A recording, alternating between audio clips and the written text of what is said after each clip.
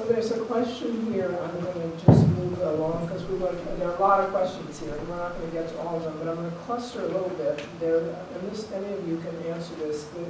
The sense that there's a sense in the room. We have a very diverse audience. There are people who've indicated that they're from many different faiths in the room, and the question is, what can ordinary Alabamans do to help fight against irrational fear and prejudice in the Muslim community? And for someone who, another way of phrasing it, someone has asked, how can someone who does not identify as Muslim support Muslims? Someone else asked, how can we be your ally? So there's a whole series of questions here about how ordinary people can get involved. And you mentioned that, I think, Ashfaq, that it's power to the people.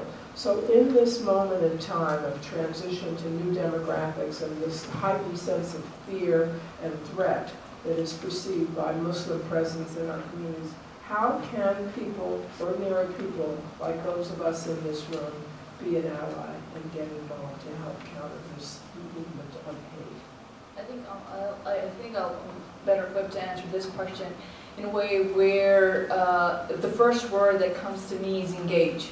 Engage in every possible way that we can. We're a civic society where civic participation is one of the cornerstones of our democracy.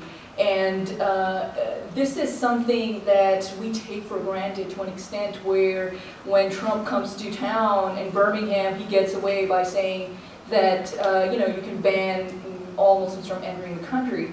And that's where engagement comes in. And on that day, a Black Lives Matter activist was ruffled up. And the reason was that he was engaged. He came forward and he wanted his voice heard.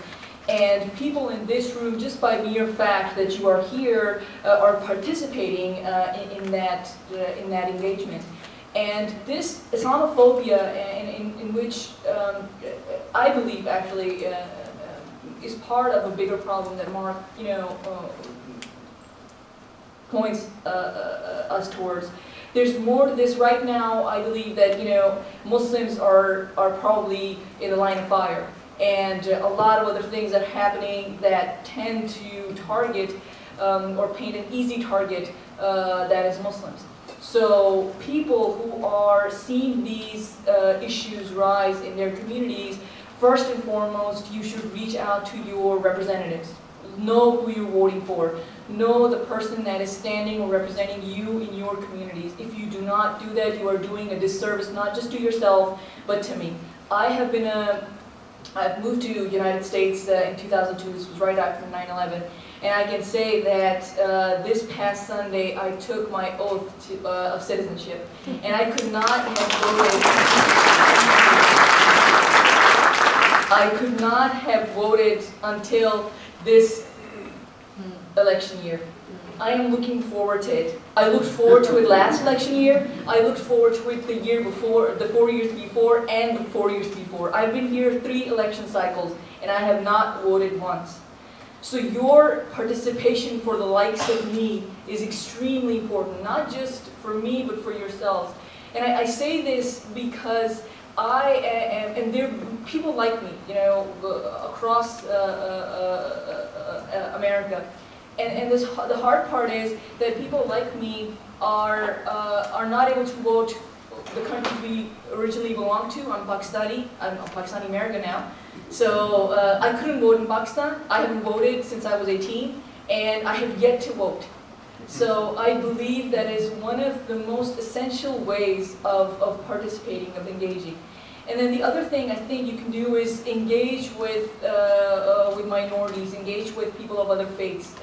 What Ashfaq said, I cannot reiterate to a point where if you find organizations like Birmingham Islamic Society, Anniston Islamic Society, other Muslim organizations, Montgomery has an Islamic Society, Huntsville has an Islamic Society, there's CARE Alabama, please reach out to us, work with us, help us, support us. If you help grassroots organizations, that is the only way of making a difference. And I can assure you that makes a difference. The mere fact, Mark mentioned it, actually Ashfaq mentioned it, as we were extremely devastated when Amendment 1 happened.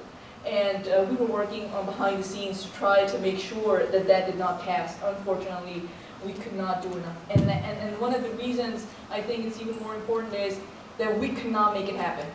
That we did not have enough support to have an amendment like Amendment 1 pass. So that is what I would say. Engage, engage, engage in any shape or form.